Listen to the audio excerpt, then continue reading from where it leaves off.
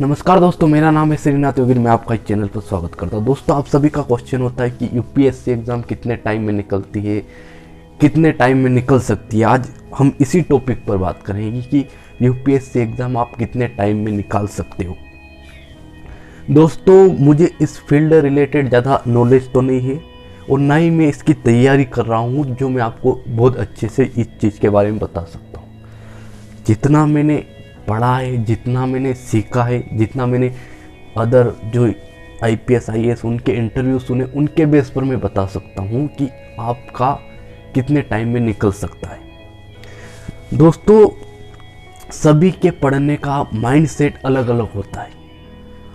आपका माइंडसेट अलग है, मेरा अलग है, किसी और का अलग है। यानी आपको कोई चीज़ 1 घंटे में याद होती है, यानी कोई भी एक चैप्टर आप 1 घंटे में कवर करते हो, तो ज़रूरी नहीं है कि वही चैप्टर में 1 घंटे में करूं। हो सकता है मुझे उस चैप्टर को कवर करने में 2 घंटे लग जाए, किसी और को 3 घंटे लग जाए, या किसी और को वो चैप्टर कवर करने में आधा घंटा ही लगे। तो सभी का माइंड सेट अलग अलग है, सभी के जो माइंड का लेवल है पढ़ने का, याद करने का, वो अलग अलग टाइप से।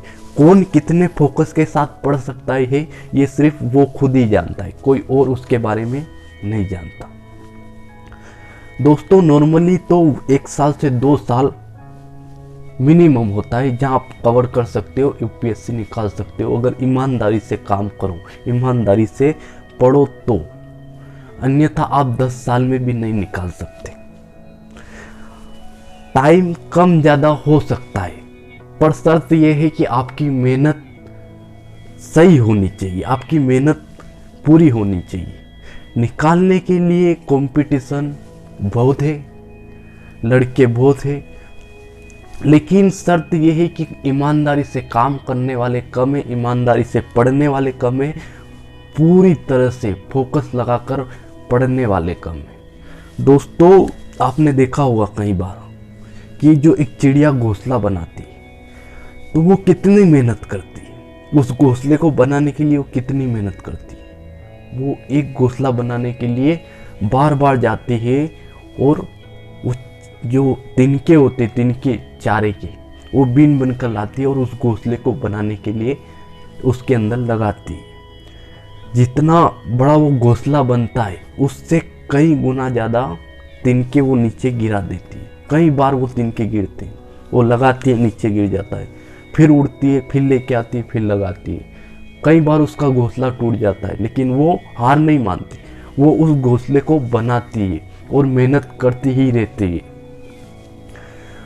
वो 2 घंटे 3 घंटे जितना उसका लक्ष्य होता है वो बस कर्म करती ही रहती है, चाहे वो तिनके कितने ही नीचे क्यों ना गिरे, वो घोंसला टूट क्यों ना जाए। वो किसी ने उसका घोंसले को हटा दिया तो वो दूसरी जगह घोंसला बनाएगी, लेकिन वो घोंसले का निर्माण करेगी जरूर। उसके दिमाग में क्या है, चिड़िया के दिमाग में, कि मैं घोंसला बना सकती हूँ, मैं ये घोंसला बनाकर ही रहूँगी।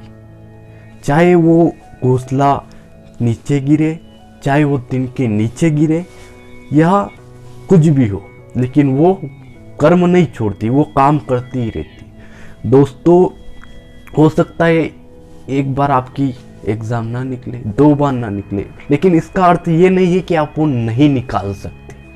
आप वो निकाल सकते हो, पर शर्त ये है कि आपके दिमाग में ये होना चाहिए कि मैं ये निकाल सकता हूँ। आपके माइंड के अंदर 100% विश्वास होना चाहिए कि मैं ये चीज़ हासिल कर सकता हूँ। और सेकेंड, कि आपको कर्म करना पड़ेगा। आप नीचे गिर रहे हो तो आपको उठना होगा और कर्म करना पड़ेगा। आपसे नहीं निकल रही, आप 2 घंटे पर डे का दे रहे, यानी एक दिन 2 घंटे मेहनत कर रहे, तो आपको 4 घंटे मेहनत करनी पड़ेगी। 4 घंटे कर रहे तो 6 घंटे, 8 घंटे। आप अपना टाइम बढ़ाइए, लेकिन लक्ष्य को मत छोड़िए। अगर कोई लक्ष्य हासिल नहीं हो रहा है तो उस लक्ष्य को छोड़ने के बजाय उसके कर्म करने, यानी जो जिस तरह से आप काम कर रहे हैं उस तरीके में बदलाव करिए। दोस्तों, अलग अलग टाइप से सभी का माइंड सेट होता है, अलग अलग टाइप से मेहनत सभी करते हैं, लेकिन ईमानदारी से मेहनत आपको करना है, ईमानदारी से काम करना है।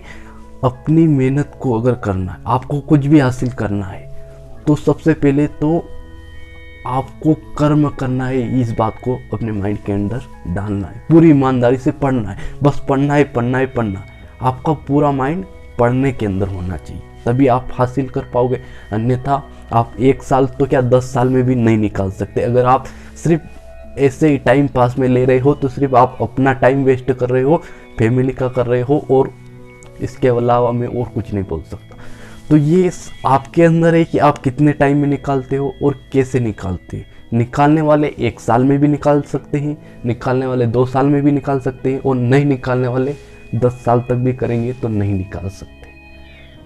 दोस्तों, अगर आपको IAS बनना, UPSC निकालनी है, तो मैं सुजेस्ट करूँगा आपको कि आप स्कूल टाइम में हो, स्कूल टाइम से ही काम करना चालू कर दो। यानी आप आज 10th क्लास में हो, 11th में हो या 12th में हो, आपको UPSC क्लियर करनी है, तो आपको उसके बाद कॉलेज भी करना पड़ेगा। तो आप स्कूल टाइम से ही मेहनत चालू कर दो। यानी आप स्कूल टाइम से ही 1 घंटा या आधा घंटा या 2 घंटा जितना आप दे सकते हो उस रिलेटेड पढ़ना स्टार्ट कर दो, उसकी जानकारी एकत्रित करना शुरू कर दो, उसके लेवल की पढ़ाई स्टार्ट कर दो।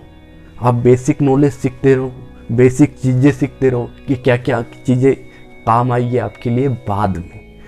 ये आज का काम आपको बाद में बहुत ज़्यादा हेल्प करेगा। आपके अंग्रेजी वीक है तो उसको सुधारना चालू कर दो। अलग अलग टाइप में जिस सब्जेक्ट में कमज़ोर हो उसमें काम करना शुरू कर दो। जनरल नॉलेज पढ़ो।